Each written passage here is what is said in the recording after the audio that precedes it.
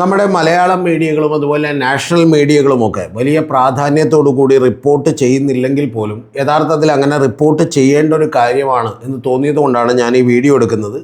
അത് Indian parliament അനുദിനം സ്തംഭിച്ചുകൊണ്ടിരിക്കുകയാണ്. പാർലമെൻറ്റിൽ പ്രവർത്തിക്കാൻ കൃത്യമായി കഴിയുന്നില്ല എന്നുള്ളതാണ്. അതിൻ്റെ പ്രധാനപ്പെട്ട കാര്യം നമുക്കറിയാം. കാരണം കോക്രോച്ച് ജനതാ പാർട്ടി എന്ന് പറയുന്നൊരു പാർട്ടി, അവർ പാർട്ടിയായി മാറിയിട്ടില്ല, ഒരു സോഷ്യൽ മീഡിയ മൂവ്മെൻറ്റ് മാത്രമാണ്. ആ മൂവ്മെൻറ്റ് വളരെ ശക്തിപ്പെടുകയും ഗവൺമെൻറ്റിനെ മുട്ടുകുത്തുകയും ധർമ്മേന്ദ്ര പ്രധാനെ രാജിവെപ്പിക്കുകയും ചെയ്തതെന്ന് നമുക്കറിയാം. അപ്പോൾ ആ സമയത്ത് നടന്നിട്ടുള്ള നിരവധി മോശപ്പെട്ട കാര്യങ്ങൾ പോലീസിൻ്റെ ഭാഗത്തു നിന്നുണ്ടായി. പ്രത്യേകിച്ച് ഡൽഹി പോലീസിൻ്റെ ഭാഗത്തു നിന്ന് അവർ ഫേസ് ഡിറ്റക്ഷൻ ക്യാമറകൾ ഉപയോഗിച്ചുകൊണ്ട് 2000-ഓലധികം വരുന്ന ആളുകളെ, 2800-ഓളം വരുന്ന ആളുകളെ കണ്ടെത്തുകയും അവർക്ക് ക്രിമിനൽ കേസുകളുണ്ട് എന്ന് കണ്ടെത്തുകയും ഒക്കെ ചെയ്തുകൊണ്ട് ചില പ്രതികാര നടപടികൾക്കൊക്കെ തുടക്കമിട്ടിരുന്നു. പക്ഷേ ജനങ്ങളുടെയും അതുപോലെ തന്നെ പ്രതിഷേധക്കാരുടെയും യുവാക്കളുടെയും ഒക്കെ രോഷം കണ്ടുകൊണ്ട് BJP ഭരിക്കുന്ന സംസ്ഥാനങ്ങളിലടക്കം അസം അടക്കമുള്ള നിരവധി സംസ്ഥാനങ്ങളിൽ അവരുടെ കേസുകളൊക്കെ തന്നെ പിൻവലിച്ചിരുന്നു എന്നുള്ളത് നമുക്കറിയാം. പക്ഷേ ഇപ്പോഴും നടപടികൾ പൂർണ്ണമാകാത്തത് കൊണ്ട് തന്നെ വലിയ പ്രതിഷേധമുയർത്തുകയാണ് ഇന്ത്യൻ പാർലമെൻറ്റിൽ പ്രതിപക്ഷമൊക്കെ തന്നെ. രാവിലെ 11-ന് ലോക്സഭ ചേർന്നെങ്കിലും പ്രതിപക്ഷം നടുത്തളത്തിലിറങ്ങുകയും ഈ പറയുന്ന ലോക്സഭ ഉടനെ തന്നെ നിർത്തിവെക്കുകയൊക്കെ ചെയ്തു. പ്രതിപക്ഷ അംഗങ്ങൾ അമിത്ഷായുടെ മുമ്പിൽ വലിയ തോതിൽ മുദ്രാവാക്യം മുഴക്കിയിരുന്നു. ഉച്ചയ്ക്ക് ശേഷം സഭ വീണ്ടും കൂടിയപ്പോഴും ഇതേ സംഭവങ്ങളൊക്കെ തന്നെ ആവർത്തിച്ചു. പക്ഷേ ആ സംഭവങ്ങൾക്കിടെ സർക്കാർ കടപ്പത്രത്തിന്മേലുള്ള വിദേശ നിക്ഷേപത്തിലുള്ള ആദായ നികുതി ഒഴിവാക്കുന്നതടക്കമുള്ള നിരവധി ഓർഡിനൻസുകൾ പാസ്സാക്കിയെടുത്തു എന്നുള്ളത് യാഥാർത്ഥ്യമാണ്. അത് നിർമ്മലാ സീതാരാമൻ അവതരിപ്പിച്ചതാണ്. അപ്പോൾ ഇതിൽ 5 ബില്ലുകൾ ലോക്സഭ പാസ്സാക്കി. പരീക്ഷാ ചോർച്ച, വന്ദേ മാതരം, ജനന സർട്ടിഫിക്കേഷൻ എന്നിവയുടെ ബന്ധപ്പെട്ട ബില്ലുകൾക്കൊക്കെ അവതരണാനുമതി കിട്ടി.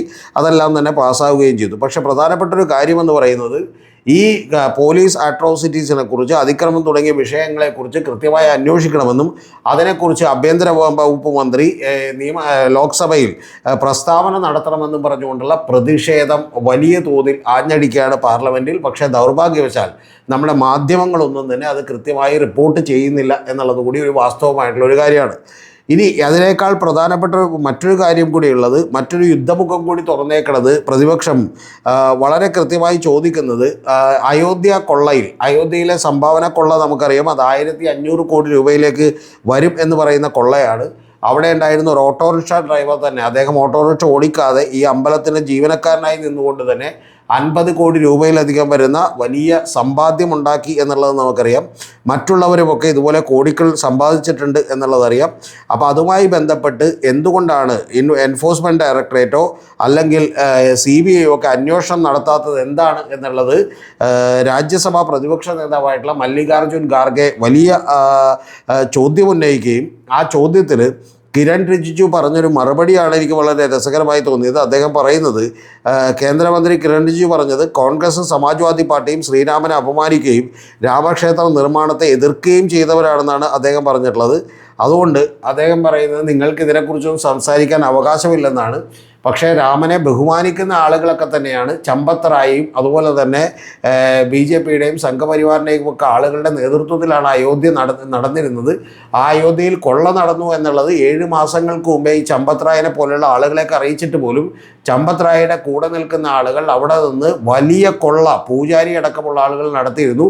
അവർക്കൊന്നും ഒരു വിശ്വാസവുമില്ലായിരുന്നു എന്നുള്ളത് ഏതാണ്ട് തെളിവായിരിക്കുന്നു എന്നുള്ളതാണ് ഏറ്റവും പ്രധാനപ്പെട്ട കാര്യം. കൂടാതെ നമുക്കറിയാം, അടുത്ത ഫെബ്രുവരി മാർച്ചിലേക്ക് വരുമ്പോൾ ഉത്തർപ്രദേശിൽ തെരഞ്ഞെടുപ്പ് നടക്കാനിരിക്കുകയാണ്. അവിടെ അഖിലേഷ് യാദവും സമാജ്വാദി പാർട്ടിയും വലിയ സമരത്തിലാണ്. അദ്ദേഹം കഴിഞ്ഞ ദിവസം പത്രസമ്മേളനം നടത്തുമ്പോൾ ആ പത്രസമ്മേളനത്തിൽ തന്നെ ശ്രീരാമനെയും അതുപോലെ തന്നെ ഒരു കറുത്ത ശ്രീരാമനെയും അതുപോലെ തന്നെ ചുവന്ന ഹനുമാനെയും ഒക്കെ നിർത്തിക്കൊണ്ട് പത്രസമ്മേളനം നടത്തുകയാണ്. എന്ന് പറഞ്ഞാൽ അയോധ്യ വിഷയം ഉത്തർപ്രദേശിലാകെ ചൂടുപിടിച്ചിരിക്കുകയാണെന്നുള്ളത് നിങ്ങൾ ആലോചിക്കണം. ആ സമയത്ത് പോലും എത്രത്തോളം തൊലിക്കെട്ടി വേണം എന്നുള്ളതൊന്നും ആലോചിക്കണം. കാരണം കോൺഗ്രസ് സമാജ്വാദി പാർട്ടിയും ഒക്കെ തന്നെ ശ്രീരാമനെ അപമാനിക്കുകയും രാമക്ഷേത്ര നിർമ്മാണത്തെ എതിർക്കുകയും ചെയ്തവരാണെന്ന് പറയാൻ.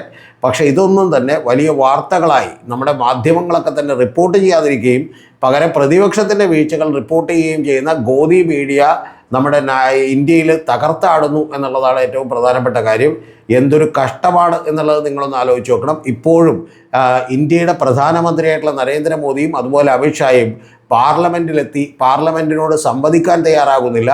ഇപ്പോൾ ഇന്ത്യൻ പാർലമെൻറ്റ് എന്ന് പറഞ്ഞാൽ അത് ഇന്ത്യൻ ജനതയോട് സംവദിക്കുന്നതിന് തുല്യമാണ്. ഇന്ത്യൻ ജനതയിലെ ഓരോരോ മണ്ഡലങ്ങളിലെയും റെപ്രസെൻറ്റേറ്റീവ് ആയിട്ടുള്ള MP-മാരാണ് അവിടെ ചെന്നിട്ടുള്ളത് എന്നുള്ളതൊന്നും നമ്മളൊന്ന് അറിയണം. അങ്ങനെ രാജ്യസഭകളിലാണെങ്കിൽ ലോക്സഭയിൽ ഡയറക്റ്റ് റെപ്രസെൻറ്റേറ്റീവ്, രാജ്യസഭയിൽ ഇൻഡയറക്റ്റ് റെപ്രസെൻറ്റേറ്റീവുമാണ്. പക്ഷെ ഇവരോടൊന്നും ചോദ്യങ്ങൾക്ക് മറുപടി കിട്ടാത്ത, ഞങ്ങൾക്ക് തോന്നുന്ന സമയത്ത് വന്ന് പാതിരാത്രി ഞങ്ങൾ രാത്രി 12 മണിക്ക് വന്ന് ഇൻസ്റ്റാഗ്രാം റീൽസ് ഇട്ടുകൊണ്ട് സംവദിക്കും എന്ന് പറയുന്ന ലെവലിലേക്കും പാർലമെൻറ്റിന് ഒരു ഗൗരവം കൊടുക്കാത്ത ലെവലിലേക്കും ഇന്ത്യൻ ജനാധിപത്യം എത്തിച്ചേർന്നിരിക്കുന്നു എന്ന് പറഞ്ഞാൽ അത് വലിയ വലിയ അപകടമാണ് എന്നുള്ളത് എൻ്റെ പ്രിയപ്പെട്ട പ്രേക്ഷകർ മനസ്സിലാക്കണം. യഥാർത്ഥത്തിൽ നമ്മുടെ രാജ്യം എങ്ങോട്ടാണ് പോകുന്നത് എന്ന് നമ്മൾ ആശങ്കപ്പെടേണ്ട കാര്യമാണ്. പാർലമെൻറ്റിൽ നടക്കുന്ന സംഭവഗതികളൊക്കെ തന്നെ വീക്ഷിച്ചാൽ ഇപ്പോഴും പ്രതിപക്ഷം ഉയർത്തുന്ന ഒരു ചോദ്യത്തിന് പോലും മറുപടി തരാതെ ധിക്കാരപരമായിട്ടുള്ള അഹങ്കാരത്തോടുകൂടിയുള്ള നിലപാടെടുക്കുകയും രാത്രി 12 മണിക്ക് വന്ന് ഇനി 6ാമത്തെ വീഡിയോ കൂടി പോസ്റ്റ് ചെയ്യുകയും ചെയ്യുന്നതിന് നോക്കിയിരിക്കുകയാണ് നമ്മൾ. യഥാർത്ഥത്തിൽ മൈ ഫ്രണ്ട്സ് എന്ന് വിളിക്കുന്നതിന് പകരം യഥാർത്ഥത്തിൽ ഇന്ത്യൻ ജനതയെ കൃത്യമായി അഭിസംബോധന ചെയ്യേണ്ട ഉത്തരവാദിത്വം പ്രധാനമന്ത്രിക്ക് എന്തുണ്ട്, അതുപോലെ ഇന്ത്യയുടെ ആഭ്യന്തരമന്ത്രിക്കുണ്ട്. പക്ഷെ അവരൊക്കെ തന്നെ സഭകളിൽ നിന്ന് ഒളിച്ചോടിക്കൊണ്ടിരിക്കുകയാണ് ഇപ്പോഴും. ഒരു പ്രധാനപ്പെട്ട കാര്യം കൂടി, കൂടാതെ മീഡിയയോട് സംസാരിക്കുന്നില്ല എന്നുള്ളത് നമുക്കെല്ലാം അറിയാം. മീഡിയയോട് സംസാരിക്കുന്നതും ജനാധിപത്യത്തിൻ്റെ 4ാം തൂണായിട്ടുള്ള മീഡിയയോട് സംസാരിക്കുന്നതും ജനങ്ങളോട് സംസാരിക്കുന്ന പോലെയാണ്. പക്ഷെ അതിനേക്കാളൊക്കെ തന്നെ അക്കൗണ്ടബിൾ ആകേണ്ടത് പാർലമെൻറ്റിനോടാണ്. ആ പാർലമെൻറ്റ് നിരന്തരമായി ഇന്ത്യയിൽ സ്തംഭിക്കപ്പെട്ടുകൊണ്ടിരിക്കുകയാണ്. കൂടാതെ ഒരു ചോദ്യത്തിനും ഉത്തരം തരാതെ ഭരണകൂടം ഒളിച്ചോടുകയാണ്, ഒഴിഞ്ഞു മാറുകയാണ്.